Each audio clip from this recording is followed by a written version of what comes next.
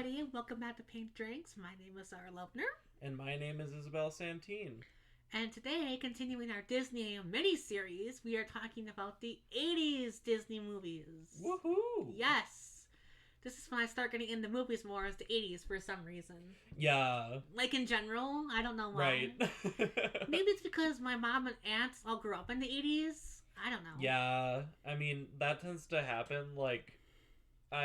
It's a pretty universal experience among my Gen Z friends that are so well versed in both Gen X culture and Gen Z culture, but that middle place, with the millennials, it's kind of less so. Yeah, they probably know the older 60s, 70s, 50s stuff. Yeah, exactly.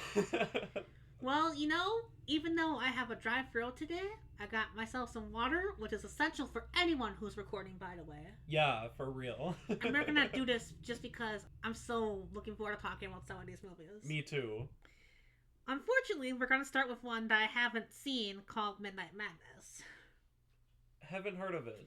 Well, what's funny about this movie, before Family Ties and Back to the Future, this was I think the debut for Michael J. Fox. Oh, nice. Which I guess that's cool at least, but outside of that, what can you do? Right. Other than say, oh, it's there. It exists. Which, I guess I could say technically for our next movie, but I have heard it's actually really good from Doug Walker, the nostalgia critic. The Watcher in the Woods. Very scary movie from what I hear, even though I haven't seen it, So I guess if it's scary like how they say it is, maybe it's worth a watch. Yeah, totally.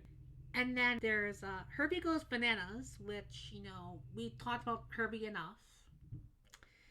And then there is, The Last Flight of Noah's Ark. Haven't seen. Me neither. Well, this is because, during the 80s and starting in 1979 with The Black Hole, Disney would do a lot more adult dark films. Oh, yeah, that's right. That weren't really for the Disney label, which is why they created Touchstone Pictures in the 80s. Which we won't be talking about many Touchstone movies, just one or two, because I count them as part of Disney canon. Yeah. I guess, what can you do? And then, surprisingly, they teamed up with Paramount to create an adaptation of Popeye. Oh, with Ron interesting. Williams and Shelley Duvall. Oh, yeah, I've seen that, actually. You have any thoughts about that? I don't know. I'm not a fan. Yeah, it's not the best Disney movie out there. Yeah, and it's surprising that actually is a Disney movie. It's weren't the cartoons produced by Paramount? Then again, Paramount doesn't even own the cartoons anyway. Warner Brothers currently owns them, and that's Paramount is trying to buy Warner Brothers so they can get their stuff back. Yeah, that's kind of funny, to be honest. Don't even get me started about how much I hate Paramount for trying to buy Warner Brothers. I think it's sick. Yeah, for real.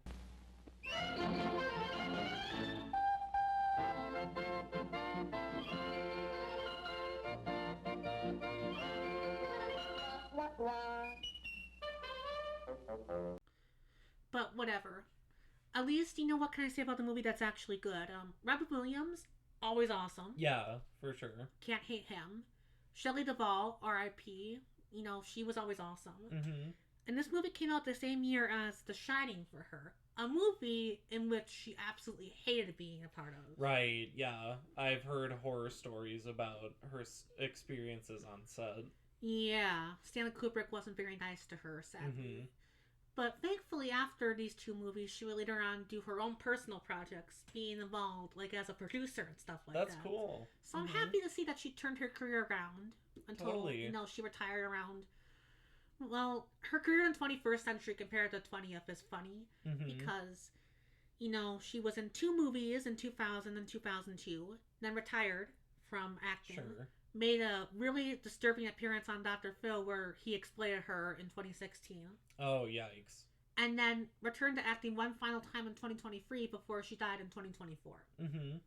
How sad. Yeah, definitely. But, we're talking about the actors more so in the movie because the movie isn't really that good. Yeah, exactly. But it's okay because the next movie is the best Star Wars movie. The Empire Strikes Back. Yay! They're actually gonna be doing, at the Overture Center here in Madison, they're gonna have Star Wars in concert with The Empire Strikes Back. I think it's next year? Yeah. awesome. Yeah, I went to the last one, which was for A New Hope, and it was great. It was played by the Madison Symphony Orchestra, which was really cool to see. That's really awesome. Yeah. And why is this the best movie? Because it's the most dark. Yeah, exactly. Like, finding out that Darth Vader is Luke's father. Yeah, and like just the blurred lines between like good and evil.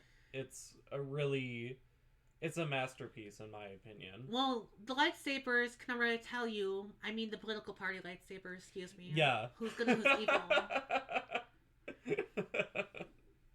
But, I really do have to say that I do like the characters still. They're still really fun, Yeah. R2-D2 and his scream still.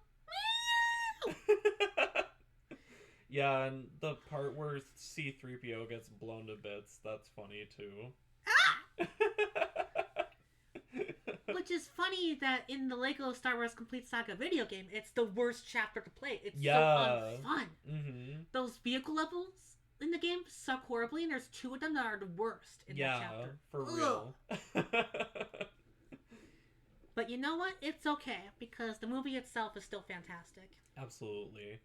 Something that's not so fantastic is the next movie, The Devil and Max Devlin. Why, you may ask? Because a certain disgraced comedian is the star of it. Yikes. You may know him as Bill Cosby. Yep. Okay, I don't want to say anymore because it's really sick. Yeah, for real. It's too bad because his show, The Cosby Show, is still really good and really funny. Yeah. It's just too bad, because the other actors on that show are very fun, to watch and stuff like that. Right. But it's okay, because we'll move on to a much better movie with Amy next, which, I actually have seen this one, and it has a beautiful message about staying true to yourself, even when others try to get in your way. Mm-hmm. Like how Amy said in the movie to her ex-husband, I don't belong to you, I belong to myself. That's really cool. I love that. And it was supposed to be a TV release, but then they bumped it up to a big screen release because that's awesome. It did so well. Mm-hmm. Just a beautiful movie. Maybe a little bit old-fashioned for some, but the ending song and the ending scene makes the movie a 10 out of 10. Mm-hmm. Very easily for me. Something that I can't say is 10 out of 10 because I haven't seen it is their second and last collaboration with Paramount, Dragon Slayer. I've heard of that. I think I've seen like bits and pieces of it. From what I can gather, it seems like a fun flick. It seems okay. It's just that, is it really a Disney film or is it more a Paramount film? Right, yeah. I don't know. But getting back into like Disney proper, we have The Fox and the Hound up next. Yay! Yay! The best looking animated film since Sleeping Beauty, thank God. Yeah, for real. And R.I.P. to Copper Nagel, Shaylin's family's dog who passed away. Aww. Who was named after this movie. Even I broke down crying when I heard the news that he passed away 2 years ago. Mm-hmm. But, anyways, what's important about this movie is that, remember Don Bluth I talked about in the last episode? Yeah. The small one? He and 13 animators quit during the production of this movie. Wow. And they started their own studio where they would make movies like The Secret of NIMH, and then eventually moved to Ireland to do things like American Tail, Land Before Time, and All Dogs Go to Heaven. Mm-hmm. So, it was because of them not feeling that Disney had that magic in their animation anymore. Right. That made them want to quit to start their own studio. Mm-hmm. And this movie got delayed by a year because of it. Wow. Which is understandable. But how is the movie itself ignoring, like personal life facts and Don Bluth quitting and stuff like that? Yeah, I mean, it's a really good movie. Yes, it really is. I still think Chief should have died. That's the one complaint. But it's just a nitpick because the rest of it's really good. There's an emotional connection with the characters that's very great. Mm-hmm. It has a very dark, gritty tone, which you don't really see Disney do a lot of. For sure, yeah. And that ending where, like, Todd and Vixie just sit on the hill looking down at Copper and stuff like that, it is such a somber moment. It's beautiful. Absolutely.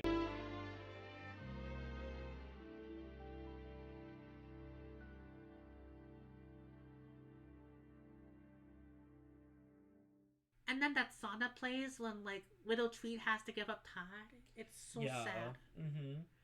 Like, I think the reason why I like this overall is because it's sad, like I'm trying to say, you know? Yeah, it's emotional. It's provocative in a good way.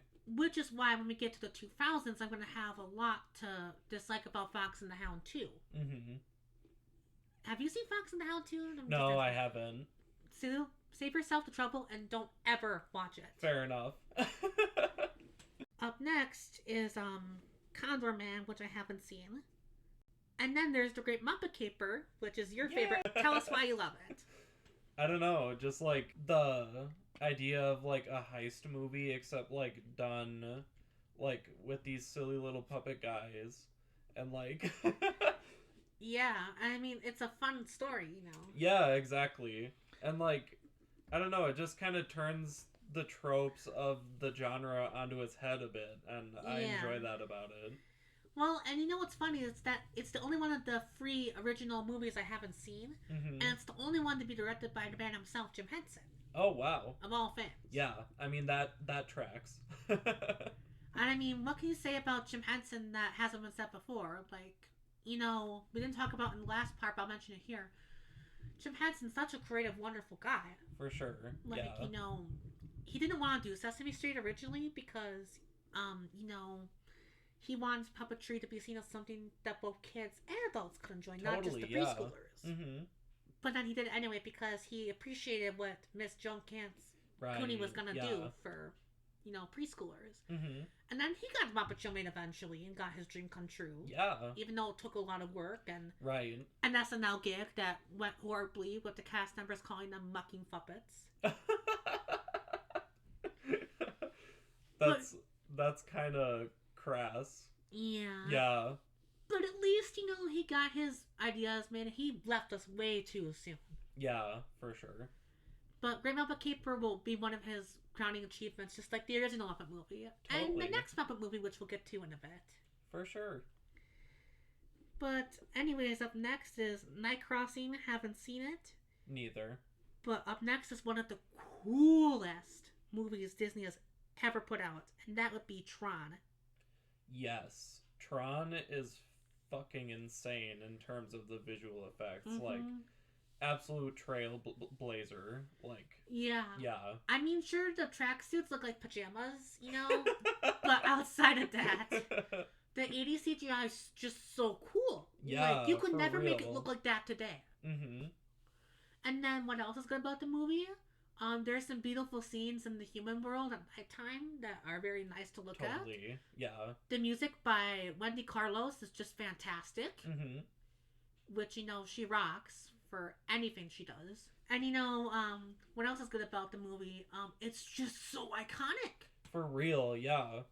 And the many, many, many video game adaptations to come out from it, too. Including the 2 sequels that came out. Yeah, they're all pretty good. Yeah. But, you know, I still think nothing can beat the original Tron. For sure, yeah. Like, you know, oh my god, I love everything about Tron. It's so great. Yeah, and, like, the way that they play with, like, lighting, like, in the cinematography is really cool. Yeah. Like, I think it's on Disney Plus, this movie, right? Yeah. It has to be, because it's one of the most popular movies.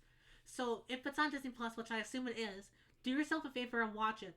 If you're not watching it, you're not doing yourself a favor. Yeah, for sure.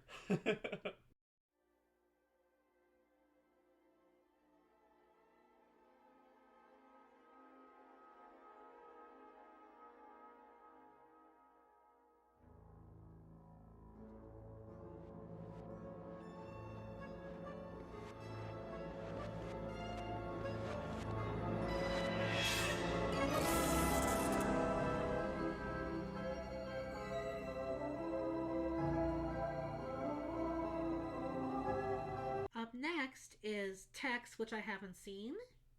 And then Trench Coat, haven't seen. But I have seen a bit of this, like at least in clips, even though I haven't seen it in full. Something Wicked This Way Comes. Mm-hmm. It's based off of Ray Bradbury's story. Which, you know, his best story is The Pedestrian. Basically, The Pedestrian is a story that sticks with me because it's kind of the future in a nutshell. It takes place in 2053. A guy is walking by himself in the countryside. Everyone is in their city homes, just sitting at home watching TV. A police car with no policeman inside comes to pick him up, then takes him back to his home, questioning why it is that you're outside. And then he said, because I just wanted to enjoy life. Wow. And that was written in the 1950s. That's crazy. But as for Something Wicked This Way Comes, I haven't seen it. That's why I talked about The Pedestrian instead, practically. Yeah. And then this was actually their last movie done as Walt Disney Productions, because they changed their name to Walt Disney Pictures for their next movie, which is Never Cry Wolf, which I haven't seen. But it's okay, because up next is Mickey's Christmas Carol, which was one of their best short films. Really? I've never seen it. It was featured in the House of Mouse Christmas movie. It was really cute. I think the reason why this works is because Alan Young was just so wonderful as Scrooge McDuck. Yeah, totally. Like, later on Scrooge McDuck and DuckTales and the Mickey Mouse franchise, very wonderful. And his previous work was on a show called Mr. Ed, which was a horrible show because it was very sexist, very racist, and the couples were one step away from domestic abuse. Oh, yikes. So, yeah. But thankfully, Alan Young got a chance to redeem himself as Scrooge McDuck, And heck, even in Mr. Ed, I dare say he was the best part, at least, So, yeah. Rest in power, Mr. Alan Young, you were always an awesome actor. And, it's a good adaptation of A Christmas Carol because it's so short, so they're able to get the story, right on point, you know? And the animation is fantastic, as always. Yeah, for sure. And up next is, Return of Jedi, the final film in the original Star Wars trilogy. Question though, is it the weakest of the bunch of people say? Hardly. I mean, it's still a Star Wars movie of the original trilogy. That's like saying it's coffee, but it's not peanut butter cold brew. It's still good, it's just not peanut butter cold brew. Exactly. I mean, lightning kind of struck twice with The Empire Strikes Back, and I mean, you can't blame them for not being able to follow that up while still topping it also, Yeah, but at least they did what they could, and it was really good. Yeah, we got more R2-D2 screams and Chewbacca roars. And we also got the Ewoks, which is really cute. And they got their own series produced by Nelvana later on, which was really cool. Interesting. And I actually saw Nelvana, studio behind it. They later on did stuff like Brace Face and Clone High, and, I think that's really awesome. Totally, yeah. So, yeah, I mean, it's definitely better than the Star Wars Holiday Special, at least. Come on. Yes. Anyone can say that. I mean, that's a very low bar, though. But I mean, the Star Wars Holiday Special, it's so awful that getting through it, you deserve a celebratory congratulations for surviving it. Yeah, for sure. Yeah. And up next is The Muppets Take Manhattan, the last of the original 3 Muppet movies. Awesome! My second favorite, I would say, because I really like the New York setting. Totally, yeah. It was directed by Jim Henson's best friend and fellow puppeteer Frank Oz, who later on directed movies like Little Shop of Horrors as well. And this came out after Jim Henson did The Dark Crystal, but before he did Labyrinth. His 2 dark projects that weren't Disney. And I gotta say, very cool to see Jim Henson try to do different stuff during the middle of, his career, but also still do Muppet stuff for the family and stuff. And Muppet Babies originated in here, that was cute. Really? Yeah, that was cute. Awesome. And, the opening is surprisingly very dark, where they get scammed by a fake producer. Oh, yeah, that's right. Ugh. But then it's okay, because Joan Rivers cameos later, and she's a lot of fun. Yeah, for sure. Honestly, I don't understand, what my obsession is with makeup in this movie, but it's awesome. That's my poor impression of her for today. I'm so sorry. And then up next is Frankenweenie.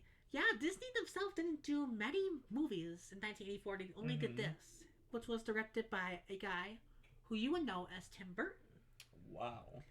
And unfortunately, after this, Disney fired him for being way too dark for the studio, quote unquote.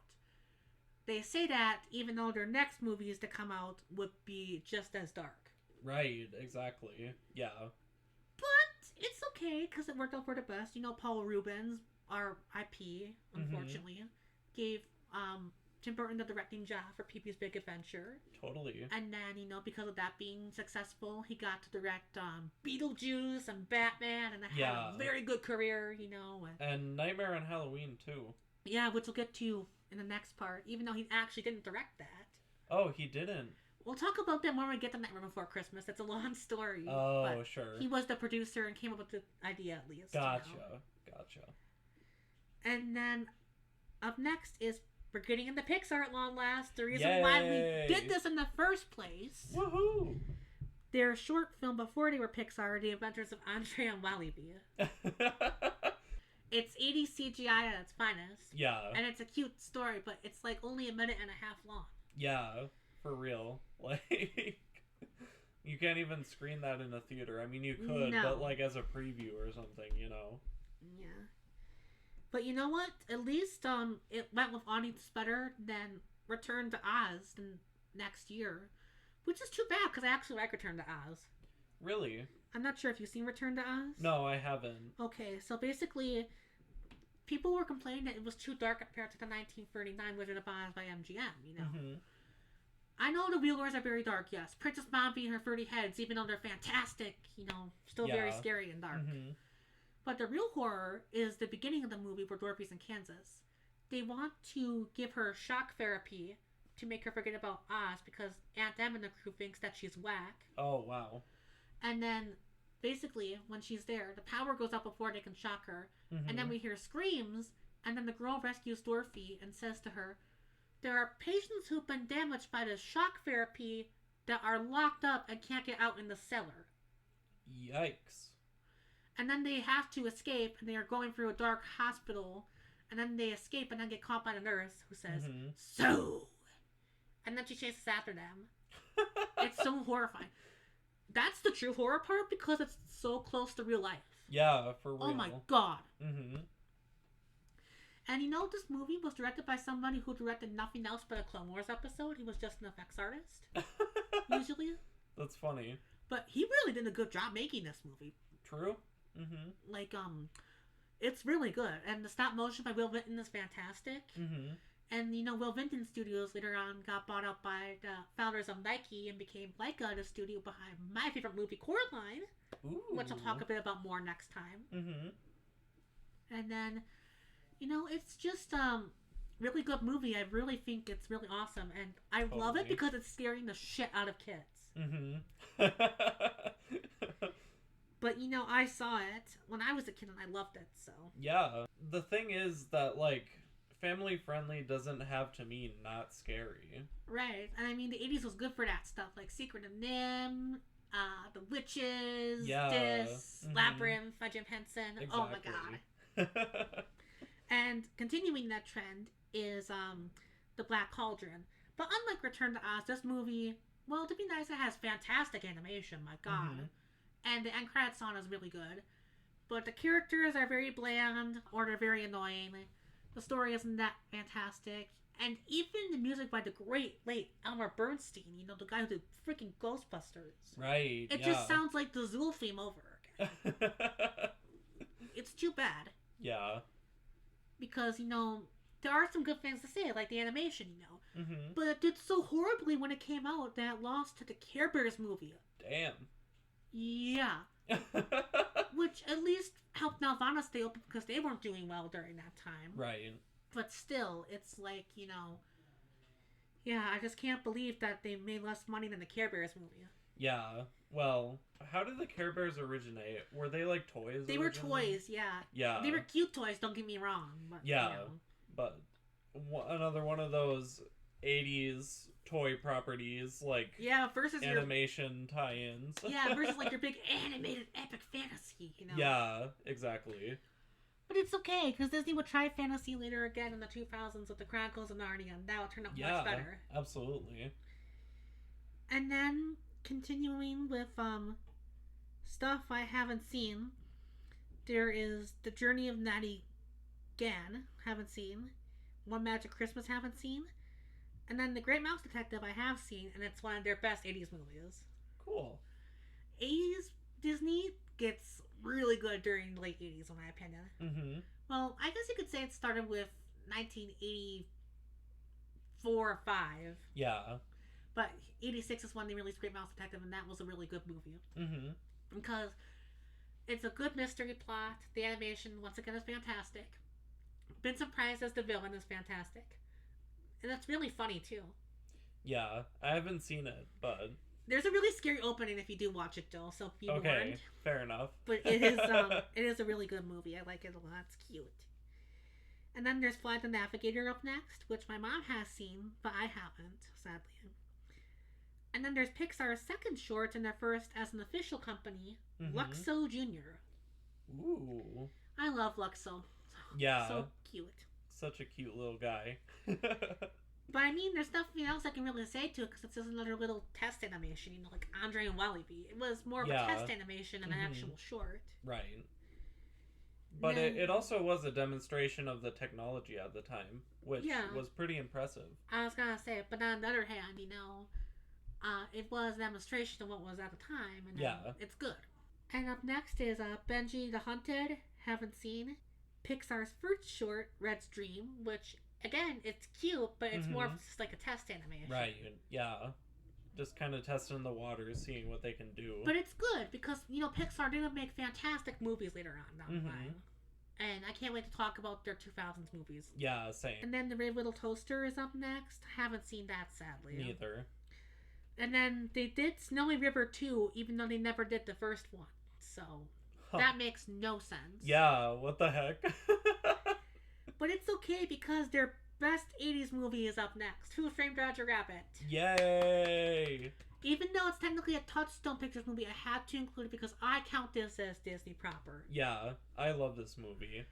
I mean, such good combining of the live action and animation.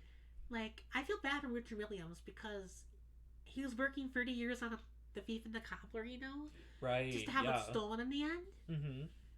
And... he did such a good job on animation at this. It's like, I wonder how The Thief and the Cobbler would have been had he gotten his vision put out. Yeah, exactly. Which, I mean, we kind of got with the Recobble Cup, but... But how's Who Framed Roger Rabbit itself? Fantastic. Music's really good. Music is fantastic. I love how well the live action part meshes with the animation. Well, Robert Zemeckis, who later on did Forrest Gump and also did the Back to the Future trilogy, he directed the live action stuff. That's how it's gonna be good. Bob Hoskins is amazing. Christopher Lloyd is amazing. All the actors are amazing, really. And there's also a lot of funny moments, like, you won't think it's funny when I stick that pen up your nose. Yeah, and like, I love the scene in like the bar. It's so chaotic. I love it. Yeah. I really like, what's that character's name? That witch who pretended to be just like a rabbit. So funny. Oh, yeah. Just like a rabbit in general. What an icon. Yeah, for real. I hope you're proud of yourself and those pictures you took, too. Oh, my God. It's that. Real. Well, I think the reason why this movie works so well is because it's such a good story. It's fantastic writing. Yeah, and like the thing that always shocks me about like the visual effects is like the lighting on the animated characters. Yeah, oh my God. It looks really good. Much better than that horrible Chanticleer movie Rockadoodle by Don Bluth. Yeah, that's for sure. Sure. I still hate that movie. But at least, Who Framed Roger Rabbit, even though it inspired Rockadoodle because the team at Sullivan Bluth got inspired by Disney, the movie itself is still great. Yeah, exactly. I'm not going to let people getting inspired ruin what was originally there. Right. Plus, at least with Rockadoodle, I get that it was something they wanted to make. Right, it's not like Bratz the movie or something like that, But, Who Framed Roger Rabbit, I just love it. Easy 5 out of 5. One of my favorite movies. Yeah. too bad Oliver and Company wouldn't be as fantastic. I mean, it has Billy Joel and Bette Midler, which, fantastic singers. Yeah.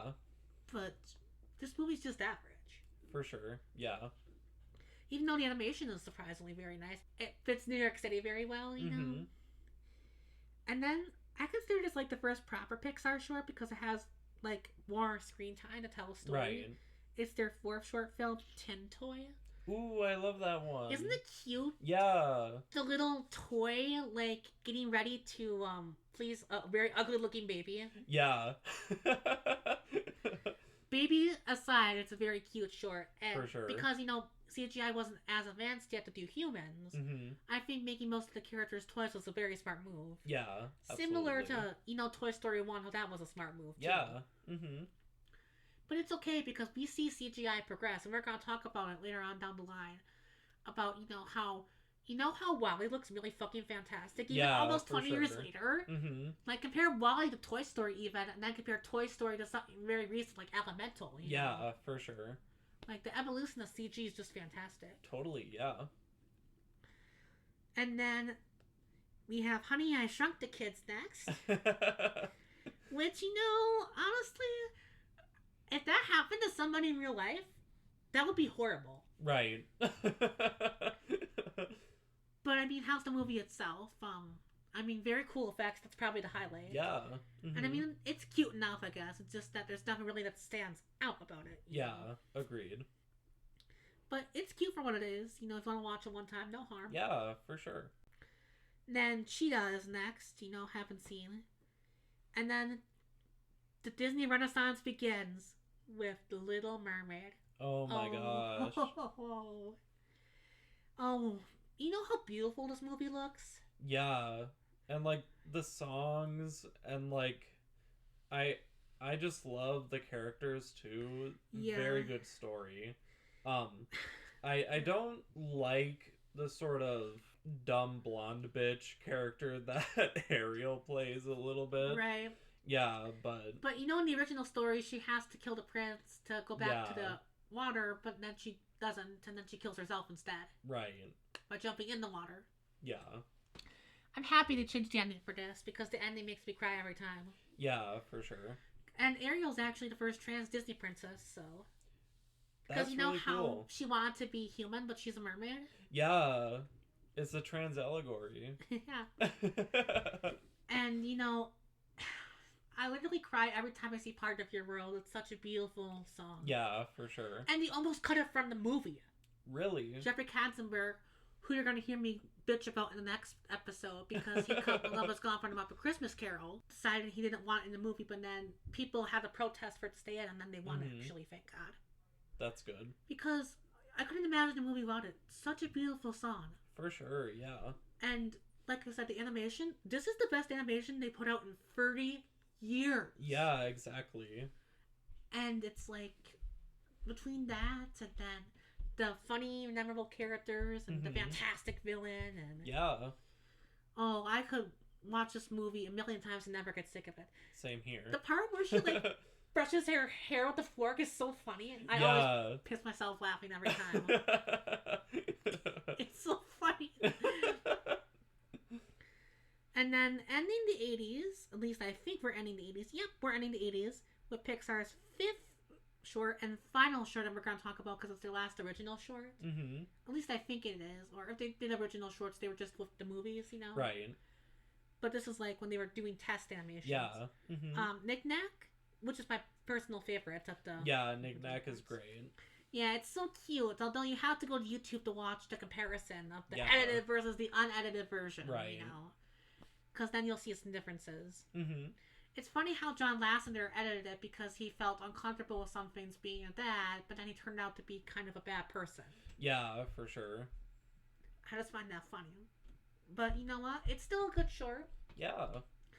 And we saw some really good things from Disney during this decade, did we? For sure. And it's just going to get even better when we get into the 90s. I can't wait.